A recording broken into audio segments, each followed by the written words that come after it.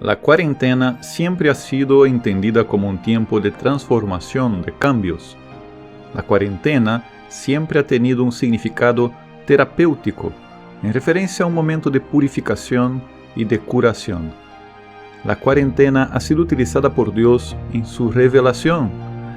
En esta serie hemos ido analizando y escrutando un poco del misterio del número 40, la cuarentena, la cuaresma, en la historia sagrada. Te invito a profundizar en los pasajes bíblicos que he presentado en los últimos episodios, si es que todavía no lo has hecho. Dios ha tomado en cuenta el simbolismo del número 40 para hablarnos de que la transformación es posible y que Él quiere obrar esa transformación en tu vida y mi vida. Para profundizar en ese tema, te quiero invitar a reflexionar conmigo ahora acerca del plan de Dios, el benévolo designio de Dios, mencionado en la carta a los Efesios, capítulo 1, versículos 7 al 10. Prepara tu Biblia y tu cuaderno de apuntes, porque estoy seguro de que después de este breve estudio bíblico tendrás una mirada más profunda acerca del tiempo de la Cuaresma. Yo soy Ricardo Braz y te doy la bienvenida a más un episodio de la Cuaresma con la Biblia.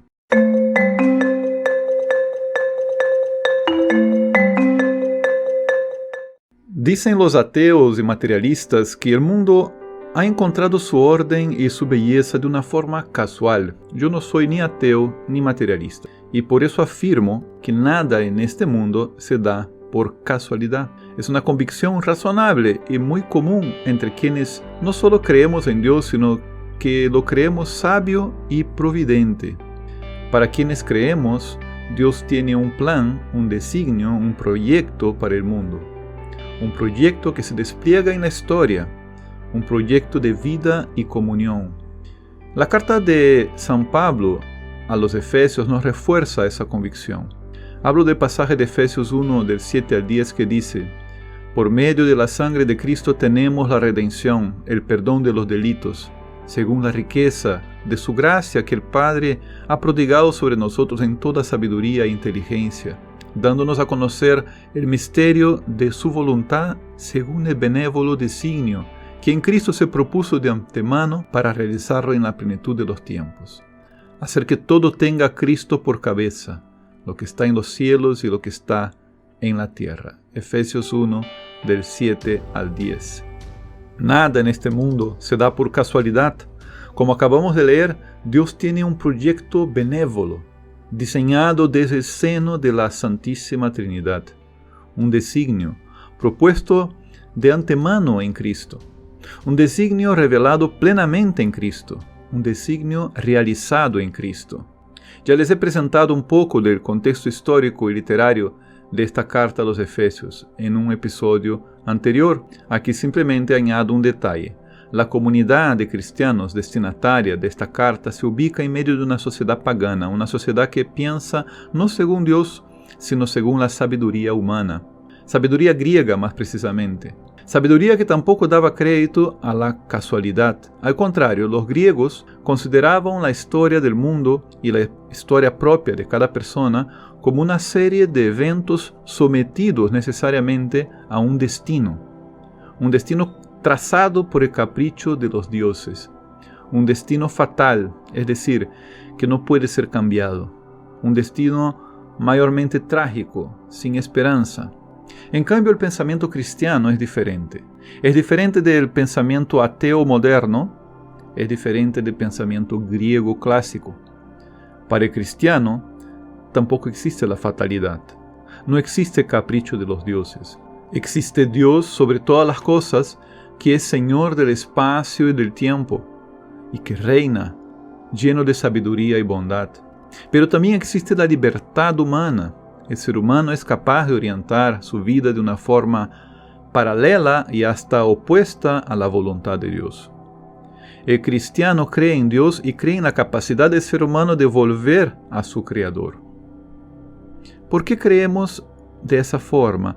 Porque el cristiano ha conocido a Dios, que no solo se reveló por medio de sus obras, que no solo se reveló por medio de sus profetas. Ha conocido a Dios, que en Cristo reveló su misterio en la plenitud de los tiempos. Quien conoce a Cristo ya no cree en la fatalidad del destino y tampoco en la casualidad. Cree en Dios que se reveló en los detalles de la historia. Cree en Dios que se sirvió de eventos y símbolos relacionados con esos eventos. Detalles, eventos, símbolos, como el número 40, la cuarentena de Noé, de Moisés, de David, de Elías, de Jonás, y finalmente las cuarentenas del Mesías dan testimonio del plan de Dios, dan testimonio de su sabiduría e inteligencia, dan testimonio de su misterio. ¿Y cuál era su misterio? ¿Cuál es su plan? San Pablo nos lo explica en Efesios 1:10, hacer que todo tenga a Cristo por cabeza, lo que está en los cielos y lo que está en la tierra. La teología nombra ese misterio con una palabra, recapitulación. Algunos utilizan otros términos, otras traducciones, reunión de todo en Cristo, restauración de todo en Cristo, pero la traducción más correcta es realmente recapitulación. Es una palabra que en español proviene del latín caput, que significa cabeza, y si lo leemos en el original bíblico encontramos el término griego, una palabra un poco difícil, pero que es anakephalaiosastai, que se traduce al español como recapitular. Es un verbo que nos transmite la idea de que todo pasa a tener una cabeza. En otra carta, San Pablo utiliza ese verbo para afirmar que la ley llega a su plenitud y se recapitula en el mandamiento del amor, en Romanos 13:6. El amor encabeza toda la ley, reúne en sí toda la ley. Aquí en la carta a los Efesios, San Pablo utiliza ese verbo para hablar del plan de Dios. Todas las cosas, las de los cielos y las de la tierra, en la plenitud de los tiempos, serán reunidas en Cristo, tendrán a Cristo por cabeza. En otras palabras, en la plenitud de los tiempos, Dios ha enviado a su Hijo celestial para que reúna a sus hijos dispersos en el mundo en un solo cuerpo. En la primera carta a los Corintios, San Pablo explicita que este cuerpo es la iglesia, cuerpo místico de Cristo, en la cual nosotros somos sus miembros y estamos unidos a Cristo como los sarmientos a la vid verdadera, como las ovejas a su buen pastor. Hemos ido descubriendo que cuando la Biblia nos habla de acontecimientos que duraron 40 días o 40 años, ocurrieron procesos de purificación que resultaron en una armonía, en una restauración, en una realidad nueva, en una realidad transformada.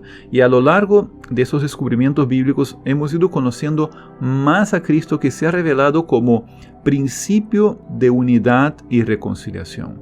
Todos aquellos procesos de cambio apuntaban de alguna manera a la redención definitiva obrada por Cristo. San Pablo nos confirma esta idea en la carta a los Colosenses, cuando dice: en él fueron creadas todas las cosas, en los cielos y en la tierra, las visibles y las invisibles. Todo fue creado por él y para él. Él existe con anterioridad a todo y todo tiene en él su consistencia.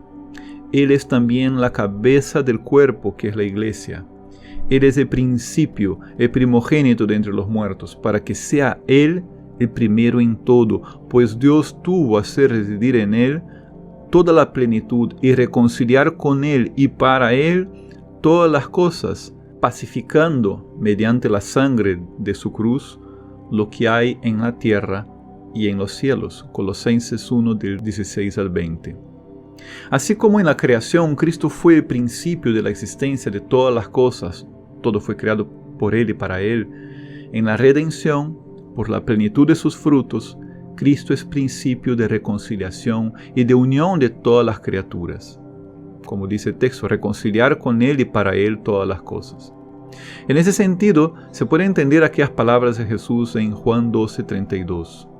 Atraeré a todos hacia mí. Hablaremos más acerca de ese pasaje de Juan 12:32 en un episodio más adelante. Atraeré a todos hacia mí, dice el Señor, para que toda lengua confiese que Cristo Jesús es Señor. ¿Y para qué? Para la gloria de Dios Padre, Filipenses 2:11, porque la gloria del hombre es Dios, como dice San Ireneo de León.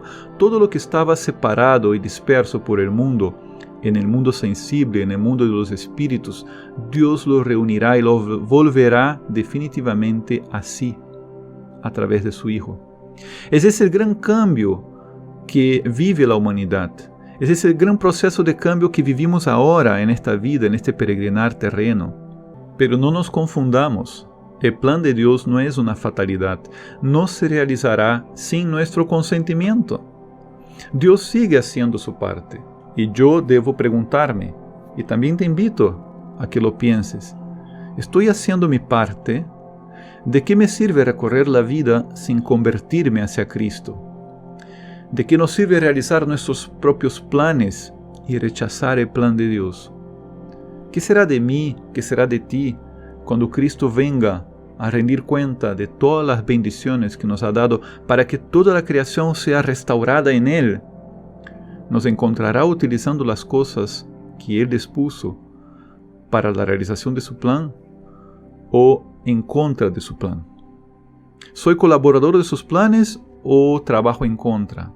¿Mi propósito de vida está en sintonía con este plan de Dios?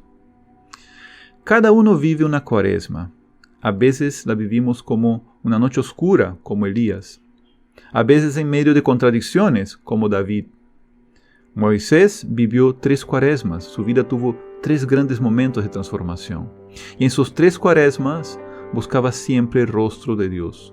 Pero el gran modelo de vivencia de una cuaresma nos lo dio Jesús. En Él vemos el rostro de Dios que buscaban los profetas. Cada uno vive una cuaresma como la de Jesús en el desierto. Una cuaresma que siempre conlleva pruebas y desafíos. Vivimos el paso por el desierto donde caminamos como hombres hechos de polvo, hacia el jardín restaurado del paraíso de Cristo, donde seremos hombres nuevos, espirituales, celestiales. En el desierto luchamos contra las tentaciones. Iluminados por Cristo resucitado, luchamos contra la incredulidad. Nuestra vida tiene una orientación. Nada en esta vida es casualidad. Existe un plan de Dios, un proyecto benévolo con el cual colaboramos, trabajamos juntos. Existe un camino, existe la verdad, existe la vida sin fin, existe una cuaresma de luz pascual que tú y yo estamos invitados a vivir. Esta ha sido una reflexión bíblica breve y sencilla. Si quieres profundizar más sobre el tema, será necesario que estudies y que ores con la Biblia. Antes que te vayas, te pido que valores ahora mismo esta reflexión, la compartas en tus redes sociales, deja tu comentario y suscríbete para que sigas recibiendo más formación y meditaciones sobre la Biblia.